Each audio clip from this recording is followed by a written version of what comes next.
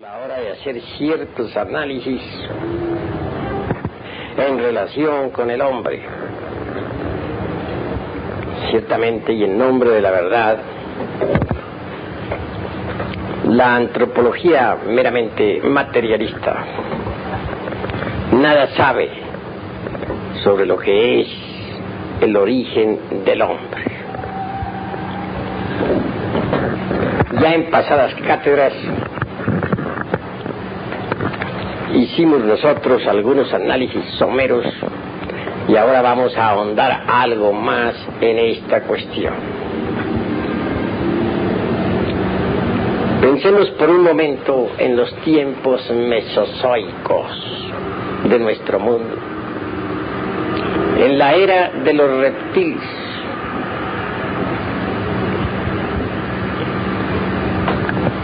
Entonces, en verdad, existía el hombre.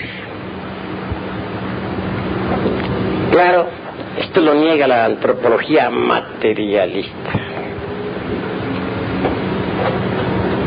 En verdad que la antropología meramente profana desconoce el origen real del ser humano. Quiere la antropología materialista que el hombre no exista antes de la era cuaternaria. Se le niega la posibilidad de haber existido durante el periodo cainozoico, lo cual resulta en el fondo manifiestamente absurdo. Sin embargo, hay cosas que lo dejan a uno pensar, y es lo siguiente.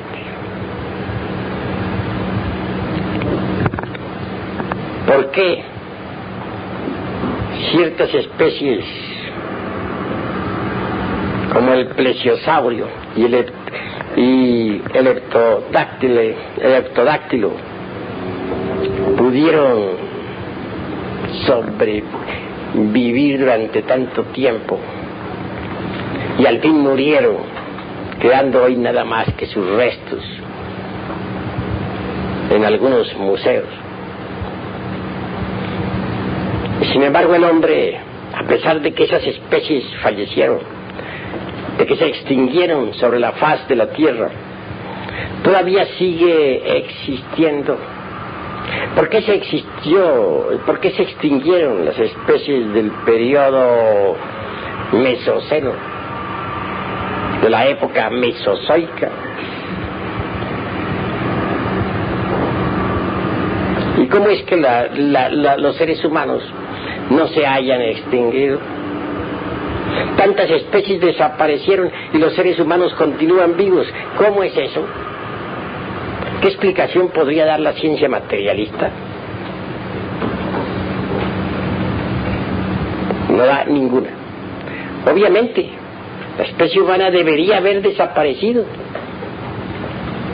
Si desaparecieron sus contemporáneos de la época cuaternaria y de la terciaria, pues también deberían haber desaparecido los seres humanos de la faz de la tierra, pero continúan.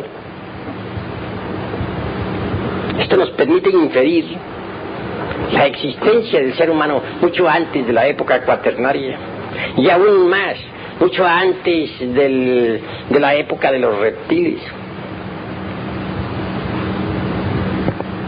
o de la edad carbonífera. Hay derecho a alegar la existencia de los seres humanos en tiempos que están más allá del periodo mesozoico. Tal derecho nos lo confiere precisamente el hecho concreto, repito, de que todas las especies de la época terciaria y cuaternaria hayan desaparecido y que sin embargo su contemporáneo, el hombre, continúe todavía existiendo. Si las otras especies desaparecieron, por inducción debemos decir que al no haber desaparecido el animal intelectual llamado hombre tuvo que haber existido más allá de la época mesozoica y de la época carbonífera. Lo están demostrando los hechos. Y hechos son hechos. Y ante los hechos tenemos nosotros que rendirnos.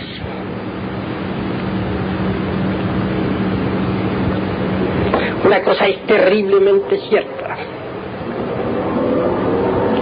La Biblia nos habla, por ejemplo, de serpientes voladoras.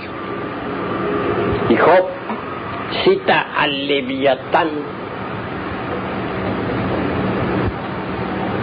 El Zohar afirma en forma enfática que la serpiente tentadora del Edén era un camello volador. A propósito, no está de más recordar que en Alemania se encontró a una especie de camello volador. Me refiero a restos fósiles que pudieron ser perfectamente organizados por los antropólogos. Tiene un tamaño de 78 pies. Es gigantesco. Un cuello largo, muy largo, semejante al de los camellos.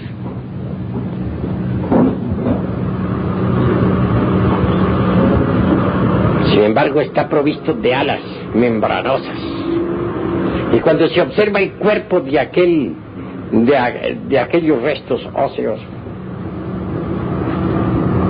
se puede evidenciar que en verdad se trata de una serpiente voladora, parecida al camello en cuanto a su cuello largo. ¿Será tal vez el Leviatán? ¿Qué dirían a eso los antropólogos?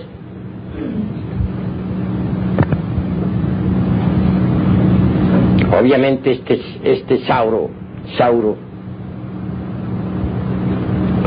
o mejor dijéramos mososaurio, es en el fondo únicamente el resto, o lo que queda de lo que fue, o de lo que fueron las serpientes voladoras de tiempos arcaicos de nuestro mundo, tierra.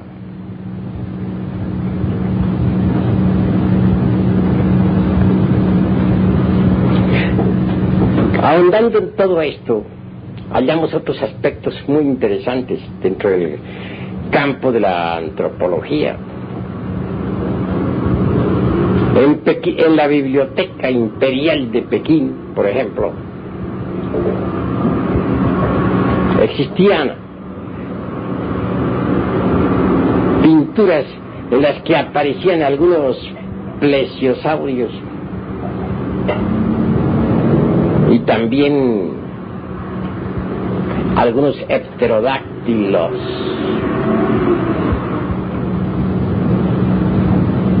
¿Cómo es posible que los antiguos, que no sabían nada sobre paleontografía o paleontología,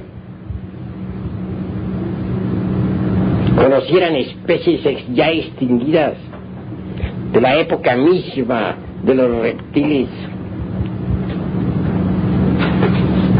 Esto es algo que no tendría una explicación lógica si no conociéramos nosotros la posibilidad de desarrollar en el cerebro humano ciertas facultades de tipo trascendental, facultades que nos permitirían el estudio de la historia de la naturaleza y del hombre en el fondo mismo de las memorias que yacen ocultas en todo lo que es, ha sido y será.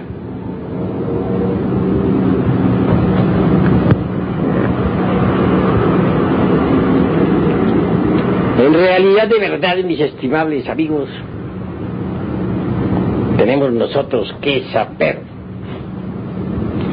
que el hombre actual, En modo alguno es el hombre real. Es lo único que podríamos estar de acuerdo con los antropólogos meramente profanos. Es en la cuestión del animal intelectual. Que éste venga en realidad de verdad de la época cuaternaria o finales de la época terciaria es algo que en modo alguno negaría.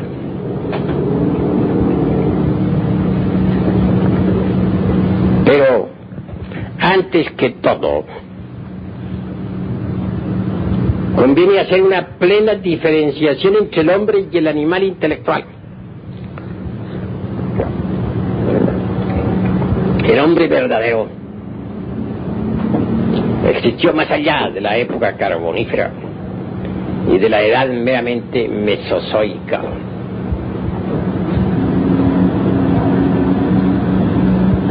Este hombre verdadero vivió en la época de los reptiles.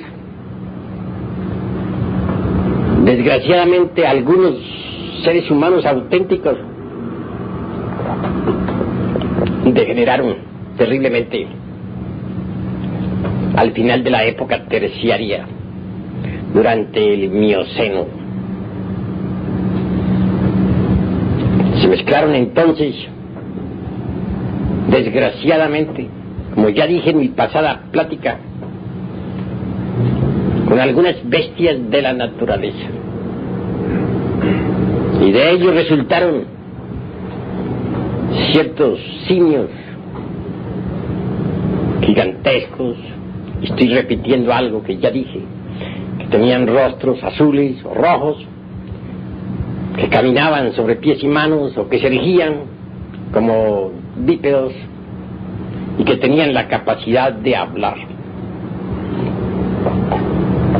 A su vez, tales especímenes hubieron de mezclarse con otras bestias subhumanas y de todo ello resultaron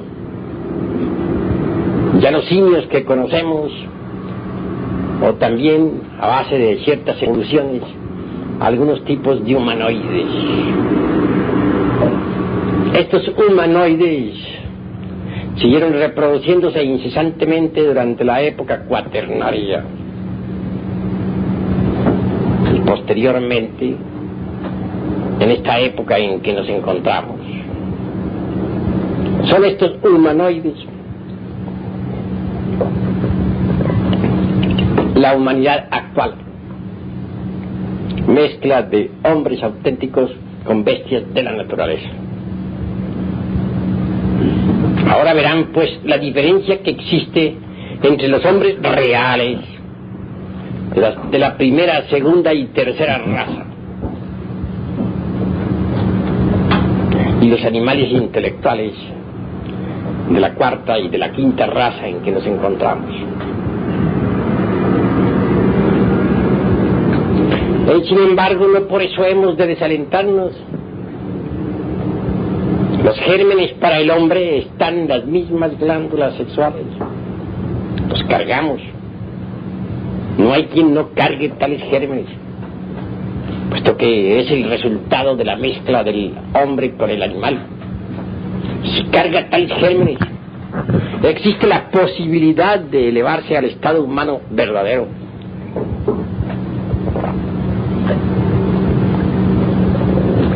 Eso sí, que hay que trabajar con tales gérmenes. Hay que conocer en realidad de verdad los misterios del sexo para poder crear al hombre auténtico dentro de sí mismo. Desgraciadamente, los antropólogos materialistas creen que son hombres. No, desconocen absolutamente los misterios del sexo e inventan múltiples teorías sobre el origen de la humana especie que en modo alguno en verdad podrían resultar útiles. Pienso que todas esas teorías de los antropólogos materialistas están causando gravísimo daño a los pueblos. Es lamentable que la antropología materialista esté corrompiendo a la raza humana. Ya bastante degenerada está. Y con tales teorías se degenera cada día en forma peor. Nosotros, como antropólogos gnósticos, tenemos que enjuiciar muy severamente la antropología materialista. A esos que dicen que solamente creen en lo que ven y que sin embargo están creyendo en lo que nunca han visto, en utopías tan absurdas como aquellas de que somos hijos del ratón, o que nuestro antepasado el mandril es un elegante caballero.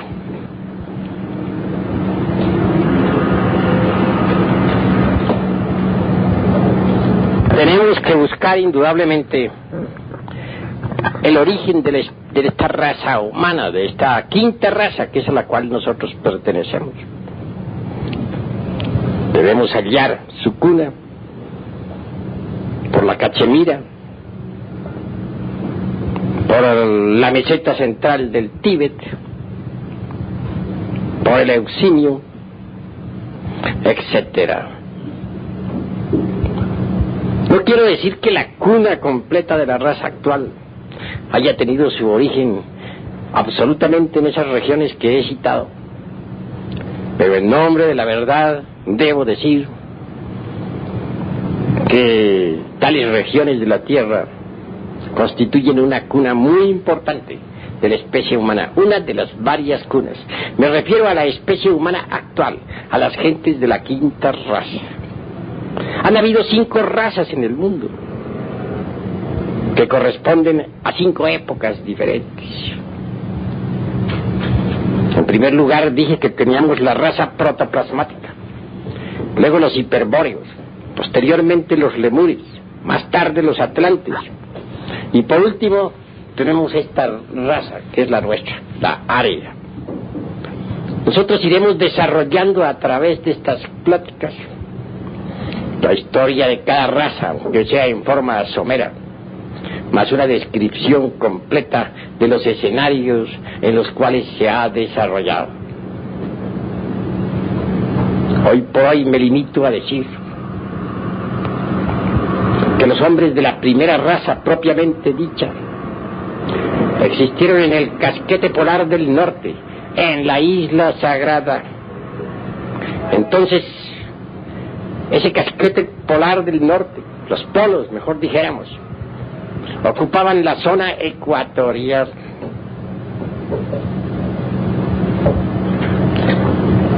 Incuestionablemente, la forma de vida de aquella raza era muy distinta a la actual. Nada sabe sobre eso la antropología materialista. Aún más, estas afirmaciones en modo alguno concordarían con la famosa Pangea, y por lo tanto, al hacer tales declaraciones, lo único que nos exponemos es a la burla de los antropólogos profanos. Es que ellos desconocen en verdad la mecánica celeste en forma total. No saben que existe el proceso de la revolución de los ejes de la Tierra. Piensan que la Tierra ha tenido siempre la misma posición con respecto al Sol. Y es obvio que por tal motivo han inventado su Pangea, pues les resulta más cómodo estudiar astronomía. Los hiperbóreos tuvieron su escenario en esa herradura que rodea al Polo Norte. Obviamente la misma Inglaterra y hasta Irlanda pertenecieron a la tierra de los hiperbóreos. A esa tierra perteneció también Alaska. Y todas esas regiones que forman una herradura alrededor del casquete polar del norte. La Lemuria existió más tarde, en el Océano Pacífico. Un enorme y gigantesco continente que cubría toda el área del Pacífico. Y Atlántida existió más tarde, en el océano que lleva su nombre. Así pues, la fisonomía del globo terráqueo ha cambiado muchas veces. 5 continentes, o 5 aspectos, o 5 escenarios ha tenido nuestro mundo, en los cuales se han desenvuelto 5 razas. ¿Podríamos nosotros aspirar a que ellos, los señores de la antropología materialista, aceptaran todo esto? Incuestionablemente que no, porque ellos creen que se las saben todas, y de todas. No solamente ignoran, sino lo que es peor, ignoran que ignoran. Se proponen atacar al Génesis bíblico, y en su afán anticlerical han inventado todas esas teorías que abundan por aquí, por allá y acullá. No quieren entender siquiera lo que significa la palabra Edén. Ed, en su etimología. Hay una raíz griega que explica tal palabra: voluptuosidad. Así que Edén significa voluptuosidad. El Edén es el mismo sexo. Y todo el Génesis bíblico es una obra de alquimia. Nada tiene de histórico. Aquel Edén que otrora se situara en la Mesopotamia, entre el Tigris y el Eufrates, se convirtió más tarde en la escuela de los astrólogos y de los caldeos y de los magos. Ese Edén parece que tiene cierta relación en verdad con el famoso Adi Bashya de los antiguos lemures, y hasta con el jardín de las Hespérides del continente Atlante. El Edén es el sexo, mas esto no lo aceptarían jamás los antropólogos del materialismo, y mucho menos aceptarían los grandes misterios sexuales de Caldea, de la India, de Babilonia, de México, de Persia, de Egipto, etcétera. En la Lemuria existió el sistema de reproducción por Kriyasakti, esto es, durante el Mesozoico, mucho antes de que la raza humana hubiera caído en la generación animal. Bien sabemos nosotros que esta raza cayó en la tercera parte del Eoceno, o sea, durante el Mioceno.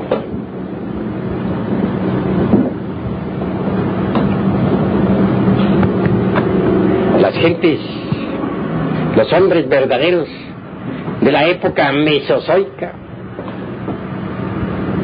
se reproducían ciertamente por Kriyasakti, el poder de la voluntad y de la inteligencia, pero eran hombres,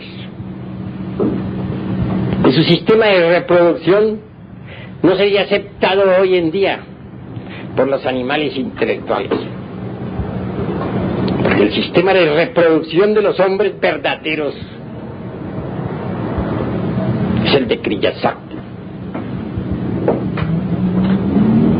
Es un sistema sagrado que causaría risa y rechazo a los antropólogos materialistas. Aún más se sentirían ofendidos. Entonces el sexo se consideraba sagrado. Jamás se eyaculaba el esperma sagrado. El esperma era considerado como materia venerable. Cualquier zoospermo maduro se escapaba para hacer fecunda una matriz. Y la raza humana poseía ingentes poderes, facultades extrasensoriales, que le permitían conocer todas las maravillas del universo y del cosmos. Por eso se dice que vivía en estado paradisíaco.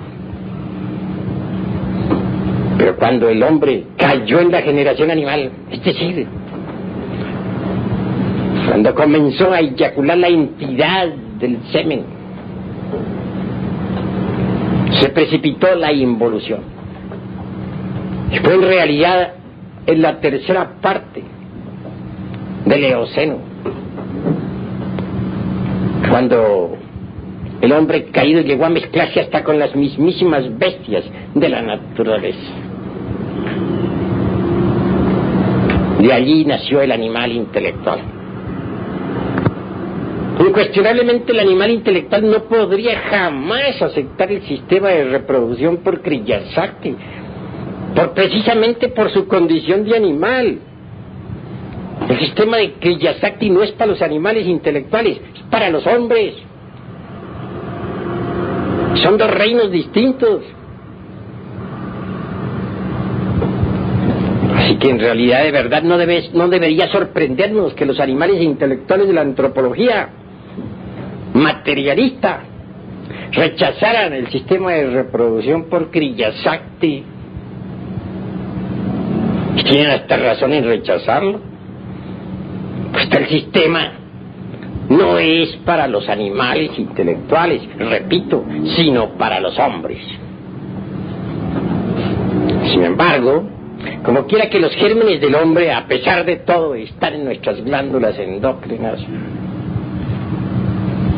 es obvio que si trabajamos nosotros con el sistema sexual de Kriyasakti, que es el de los hombres, podremos en realidad de verdad regenerar el cerebro y desarrollar dentro de la naturaleza fisiológica y biológica y psicosomática al hombre real, al hombre verdadero.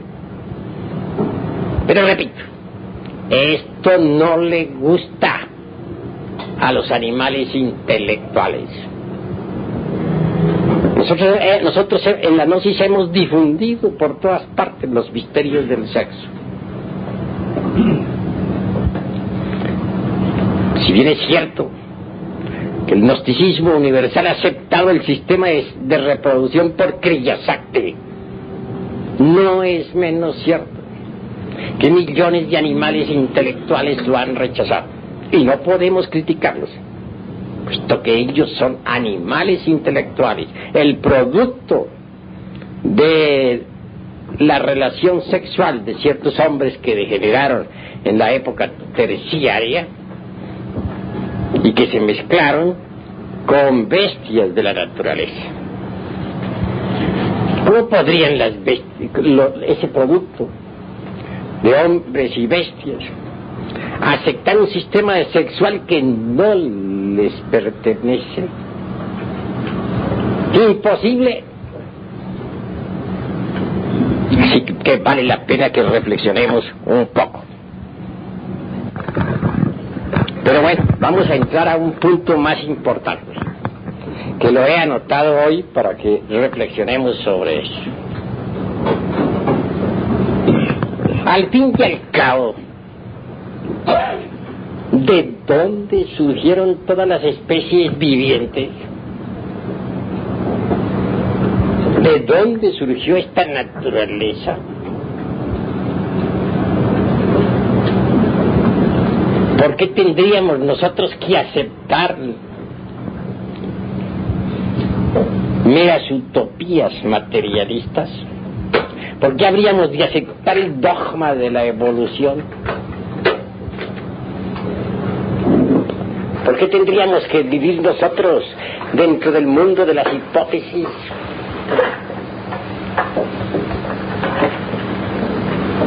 Ha llegado el momento de ahondar un poco en toda esta cuestión. En mi pasada plática dije que la especie humana, antes de aparecer en el escenario del mundo, se había desarrollado en las dimensiones superiores de la naturaleza y del cosmos. Claramente que la especie humana se había desenvuelto en otras dimensiones. También dije que los señores materialistas no aceptaban esas dimensiones superiores. Ellos quieren que a la fuerza estemos metidos dentro del dogma tridimensional de Euclides. Son como el cerdo que quiere estar a todas horas en la posilga y no quiere ver nada que no se parezca a posilga. Pero nosotros no aceptamos esos dogmas. En primer lugar, porque a ellos no les consta las hipótesis que han afirmado de que el hombre venga del chango. Nunca Darwin dijo que el hombre viniera del mono. Jamás. Dijo sí que el hombre y el mono tendrían un antecesor común. A Darwin abrió una puerta. Nada más. Cuando Carlos Marx le dedicó a Darwin su dialéctica materialista, se ofendió. Rechazó tal dedicatoria. Se sintió muy molesto. Mr. Darwin no era materialista. Investigaba y abría una puerta. Eso es todo. A nosotros nos toca aprovechar esa puerta y ahondar en el misterio.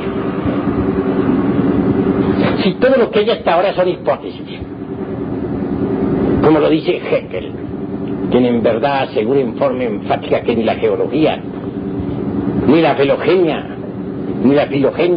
serían jamás ciencias exactas. Si las teorías de un día desaparecen al otro día, si estos señores están afirmando lo que nunca han visto, a pesar de que dice que no creen sino que lo que ven, si están mintiendo en esa forma, entonces no podemos ni debemos darles crédito. Tenemos que apelar a la sabiduría de los antiguos. Así lo enseña el gnosticismo universal. Que la raza humana se hubiera desenvuelto en otras dimensiones, eso es un imposible para la ciencia materialista. Pero es una realidad para los gnósticos. Si los sabios antiguos podían hablar del plesiosaurio, si podían mencionar a distintas bestias de las épocas de los reptiles y aún más del periodo carbonífero, sin saber, como ya dije, paleontología ni paleontografía, ni tener todas esas jergas en la cabeza es porque poseían facultades extraordinarias que pueden ser desenvueltas y que residen dentro del cerebro humano. ¿Podrían los señores antropólogos materialistas afirmar que ya conocen totalmente el cerebro humano? Es obvio que no. Aún más, afirmo claramente que la ciencia médica todavía no conoce en realidad de verdad el cuerpo humano. Creerán que lo conocen, mas no lo conocen. Mucho más tarde, cuando ustedes ahonden en la ciencia de los ginas, podrán corroborar mis afirmaciones.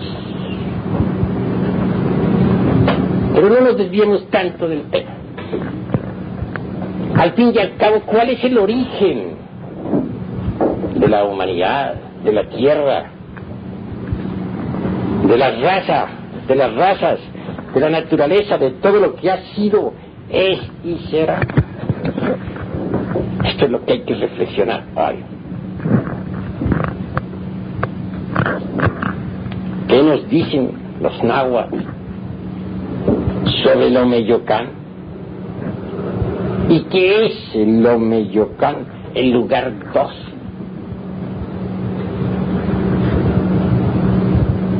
dice que en el Omeyocan solo hay viento y tinieblas. Así lo afirman los náhuatl. Llámase también al Omeyocan, debido al viento y a las tinieblas, Yoalli Ejecatl.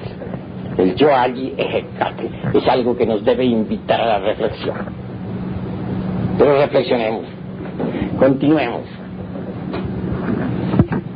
¿Qué nos diría el mundo oriental sobre el Omeyocan?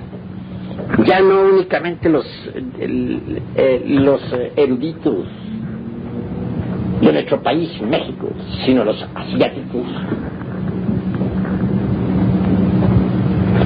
Una vez estuve hablando aquí sobre lo que es la materia en sí misma. Dije que podría ser destruida la forma, pero que como sustancia la materia continuaba en otras dimensiones. Y que al fin la tierra sustancia, o la tierra germen, era depositada entre el espacio profundo del universo, en la dimensión cero desconocida. Así lo afirmé. También dije que esa sustancia era el Iliáster, la semilla que quedaría depositada en la profundidad del espacio, aguardando la hora de una nueva manifestación cósmica.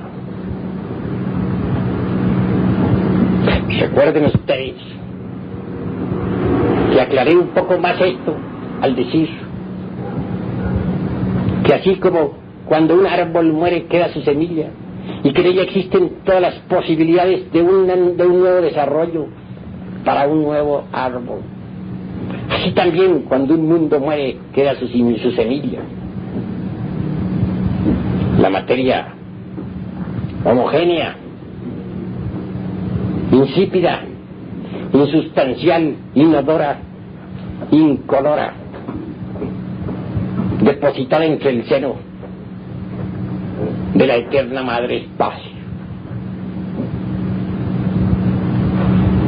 Pues bien, esa semilla con relación al uno es dos.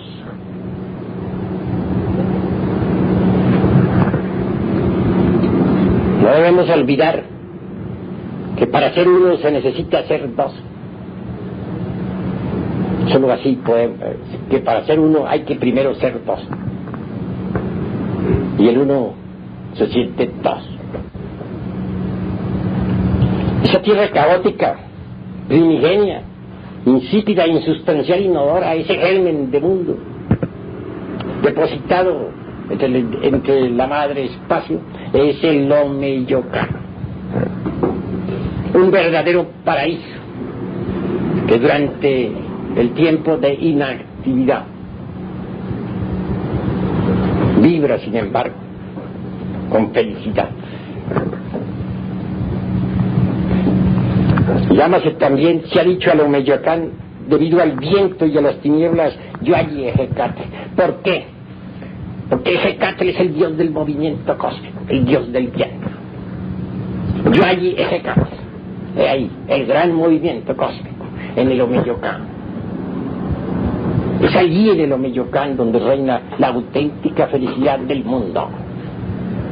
La dicha inagotable, profunda. Existen días y existen noches cósmicas. Cuando la Tierra está en estado germinal, o cuando un mundo cualquiera se encuentra en estado de germen, depositado entre el seno del espacio profundo, duerme. Y siendo dos, es uno. Después de cierto periodo de actividad, entonces el impulso eléctrico, el huracán eléctrico, hace que todos los aspectos positivo y negativo entren en actividad. Por eso se dice que en el Omeyocan hay tinieblas y viento. Tinieblas y viento, movimiento cósmico. No queremos decir tinieblas en el sentido completo de la palabra. Es tan solo una forma alegórica de hablar. Recordemos que en los misterios egipcios el sacerdote se acercaba ante el neófito y a la oreja le decía: Osiris es un dios negro. No es que fuese negro realmente Osiris, pues es el Logos.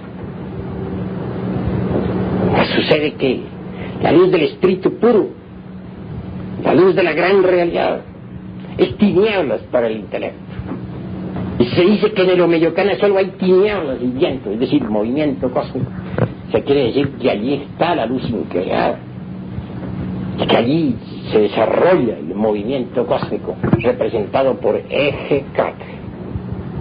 En el Omeyocán se arremolina la quietud infinita antes de la manifestación del gran logo solar. El logo solar en la tierra sagrada de Anáhuac fue siempre llamado Quetzalcóatl. Así pues, Quetzalcóatl como logos existe indudablemente mucho antes de toda manifestación cósmica. Es el logos. El Omeyocán es el ombligo cósmico del universo, donde lo infinitamente grande revienta en lo infinitamente pequeño, en recíprocos remolinos que vibran y palpitan intensamente. Allí lo grande y lo chico se encuentran, el macrocosmos y el microcosmos. Con la aurora del universo, el huracán eléctrico hace palpitar todos los átomos en forma de remolinos dentro del Omeyocán, dentro del ombligo del universo, dentro de la matriz cósmica, que es el 2.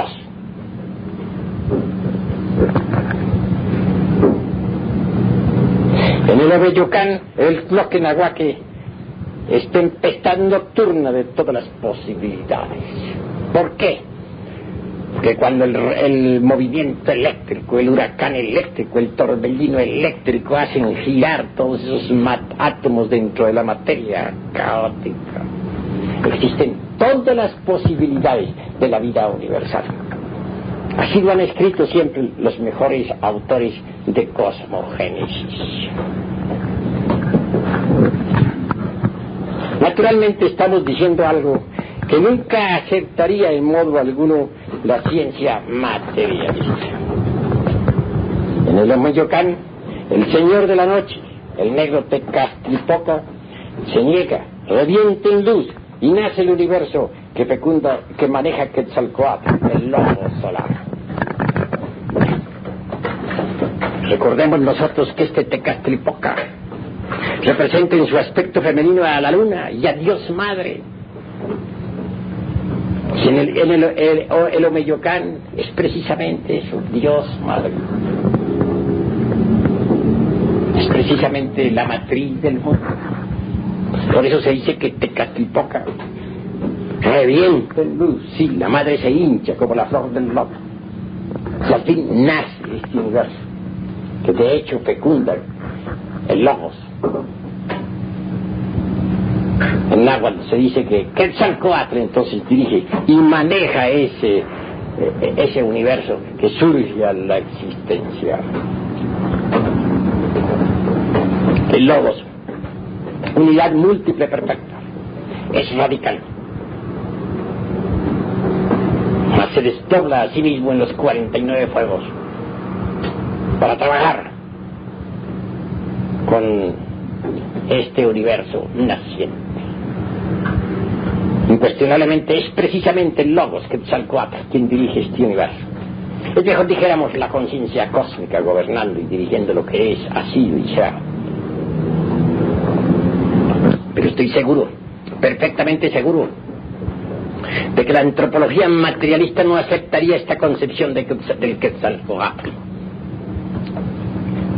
Estoy plenamente seguro de que la antropología materialista rechaza el logos, de que está en contra de la tradición mexicana, que no quiere nada con la sabiduría de México. La antropología materialista, al rechazar a Quetzalcóatl como verdadero gobernante del universo. De hecho, está en contra de México mismo. Así, mis queridos amigos, vale que reflexionemos un poco. Tampoco conviene que nos formemos de nuestro señor Quetzalcóatl una concepción antropomórfica. No, repito, el Quetzalcóatl es una unidad múltiple perfecta. Es el demiurgo de los griegos, el logos platónico, el principio ingente de la naturaleza, haciendo vibrar cada átomo, haciendo estremecer cada sol. Es el fuego creador del primer instante. No podrían asegurarme jamás los señores del materialismo antropológico que conocen el fuego. Estoy seguro que no lo conocen, ni mucho menos la electricidad. A nosotros nos interesa el fuego del fuego y el conocimiento profundo de la electricidad. Ellos usan el fuego como elemento y lo consideran como elemento de combustión, más se equivocan. Porque en realidad, de verdad, si nosotros rastrillamos un cerillo, veremos que surge el fuego. Dirían ellos, producto de la combustión. No, señor. Más bien la combustión es un producto del fuego. Porque la mano que rastrilla el cerillo tiene fuego para moverse. Y el fuego está latente dentro del cerillo mismo. Basta solamente eliminar ese estuche de materias químicas, de fósforo, mediante el rastrilleo para que surge el fuego. El fuego existe antes del cerillo. Es algo desconocido para la química. Porque el fuego en sí mismo es el logos, el principio inteligente fundamental de la naturaleza. Conste que nosotros no estamos defendiendo a un Dios antropomórfico que tanto molestaría a los señores de la antropología materialista. No. Únicamente estamos haciendo gran énfasis para decir que la naturaleza tiene principios inteligentes y que toda esa suma de inteligentes principios de la naturaleza es Quetzalcóatl, el demiurgo de los griegos, el logos de los platónicos, unidad múltiple, perfecta, latente en todo átomo, en todo corpúsculo que viene a la vida, en toda criatura que exista bajo el sol. No hay duda, mis queridos amigos, de que el monoteísmo causó gran daño a la humanidad. Porque como consecuencia del mismo se provocó el materialismo, el ateísmo. Digo también que el politeísmo, llevado al abuso, al extremo, causó daño a la humanidad. Porque entonces de él surgió el monoteísmo, y del monoteísmo a su vez surgió el ateísmo materialista. Vean ustedes cómo el politeísmo, habiendo degenerado, dio origen al monoteísmo antropomórfico. Y por último, examinen ustedes cuidadosamente la secuencia. El monoteísmo antropomórfico originó a su vez, debido a los abusos de los diversos cleros religiosos, el ateísmo materialista. Si nosotros aceptamos principios inteligentes en la naturaleza y en el cosmos, como fundamento de toda esta maquinaria de la relatividad, no desconocemos de que en el fondo la variedad es unidad. Conceptúo que en un futuro inmediato la humanidad tendrá que volver al politeísmo, pero en una forma monística, trascendental. Deberá equilibrarse la humanidad desde el punto de vista espiritual entre el monoteísmo y el politeísmo. Solo así podrá en verdad iniciarse una renovación de principios y una revolución completa de la conciencia.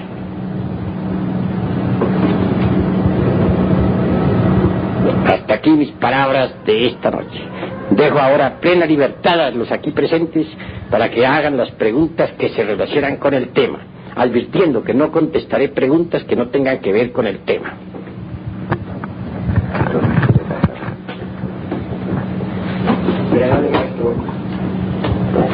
¿Existe alguna relación entre el Teotihuacán eterno con el Omeyocan? ¿Repite la pregunta? ¿Hay alguna relación de alma entre el Teotihuacán eterno y el Omeyocan? En realidad es verdad. El Teotihuacán está aún más allá del Omeyocan.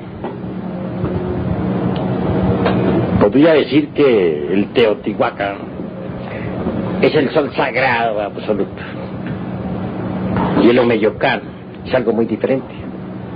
Es el lugar 2. Es, dijéramos, el Iliastro, la semilla para mundos. Obviamente sabemos muy bien que cuando el torbellino eléctrico, cuando Yoali Ejecatl inicia el movimiento cósmico,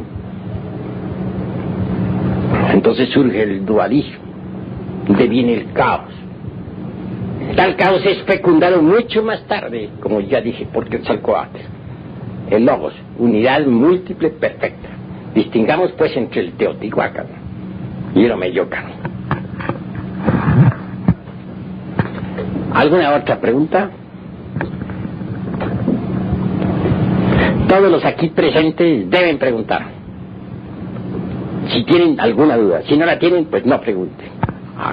Honorable maestro, hablaba usted de Tlaquenahuac, que en la acepción náhuatl significa señor o divinidad del lejos y del junto. ¿Qué explicación profunda nos podría hacer al respecto?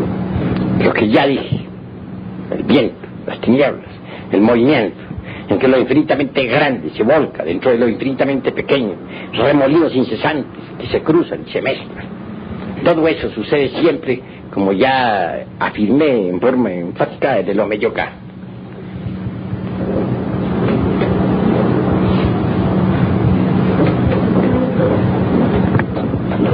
En el concepto del microcosmos, ¿se puede hablar en el nacional intelectual como microcosmos o es el hombre el microcosmos?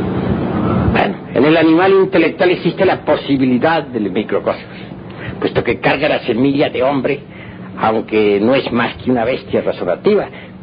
Pues no hay duda de que el animal intelectual resultó de la mezcla precisamente de ciertos hombres degenerados con animales de la naturaleza. De manera que estos cuerpos que nosotros tenemos son el resultado de tales mezclas durante la época de la gran caída, al final de la edad terciaria, en el Mioceno. ¿Entendido? ¿Alguna otra pregunta?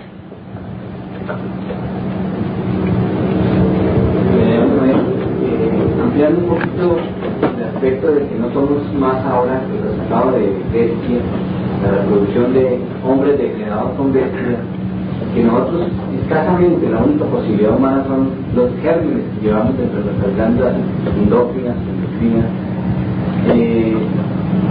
Es posible que podamos desarrollar, crear profundamente, digamos, el hombre. Porque yo pienso que ya tenemos el cuerpo de animal, me parece imposible crear el cuerpo de hombre si ya se tiene de animal, a excepción que no se cambie o haya una metamorfosis. He de aclarar, volviendo al pasado, que de la mezcla de ciertas tribus, dijéramos, lemúricas ya degeneradas, con algunas bestias subhumanas de la naturaleza, resultaron algunas especies semejantes a hombres, entre ellas los distintos clases de monos, changos, etc. También dije que habían resultado, eso lo dije en la pasada cátedra, cierto tipo de simios enormes, gigantescos, algunos de caras azules, otros de caras rojas, y eso no lo podemos negar. Tal vez por tal motivo se atreven los señores materialistas, aunque desconozcan estas doctrinas, a aseverar, entre otras cosas, que venimos del mandril. Eso cuando se olvidan de Mano Ratón. Bien, pero en todo caso, existieron tales simios que dije que platicaban, que caminaban en 4 patas, que a veces en 2, y que tenían derecho a hablar como la gente. Que se mezclaran esa clase de simios entre sí y se reprodujeran, fue cierto. El mandril puede haber descendido de tal clase de simios, no lo podemos negar. Basta que observemos sus nalgas rojas y, en fin, su aspecto en general. Lo que ha motivado, pues, la inquietud de muchos antropólogos materialistas. Pero es obvio que aquellas criaturas se mezclaron a su vez con otra clase de animales. Y al fin, algunos de esos animales eran con aspecto medio humano, más parecido al humano, en total que al fin de tantas mezclas y evoluciones e involuciones vino a resultar los cuerpos del humanoide, que aunque sean de descendencia animálica, llevan gérmenes de hombre. Dije también que los australianos, por ejemplo, las tribus de Australia de cabezas achatadas y muy primitivos, pues eran a su vez lemures degenerados, mezcla de hombres con bestias, pero que estaban todavía muy cerca a las bestias. Y eso es verdad, puesto que algunas de esas tribus de Australia parecen, dijéramos, animales, llevan piel como de osos.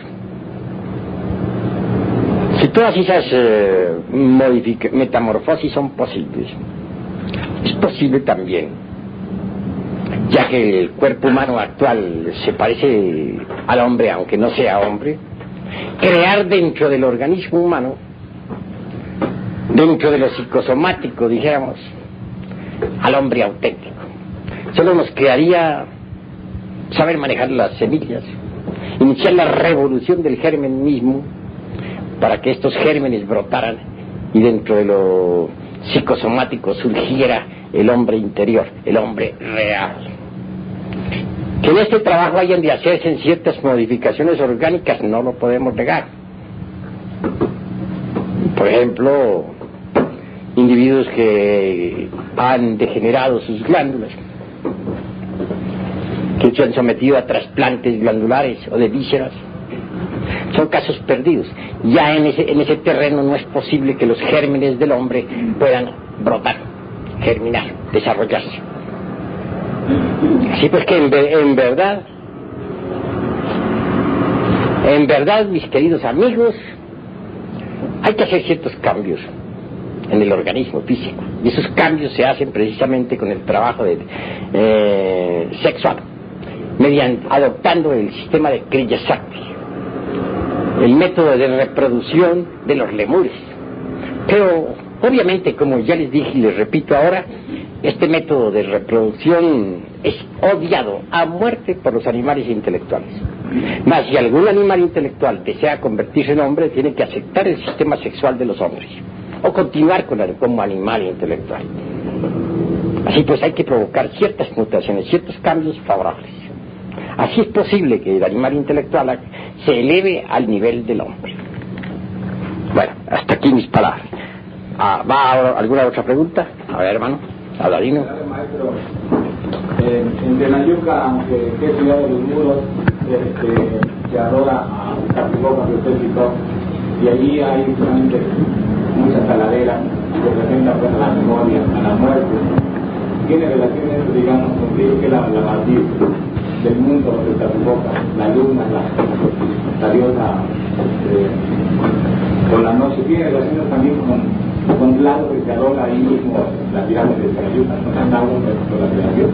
Pues es claro que Tlaloc es el agua, es la vida. Digamos como macrocosmos, por ejemplo. Es claro que es el agua, es la vida. Sabemos que muy bien la importancia que el agua y la tierra tienen para que surjan las criaturas vivientes. Como dijo Moisés, para crear criaturas vivientes se necesita de agua y tierra. Eso es obvio. Por ese motivo, Tlaloc y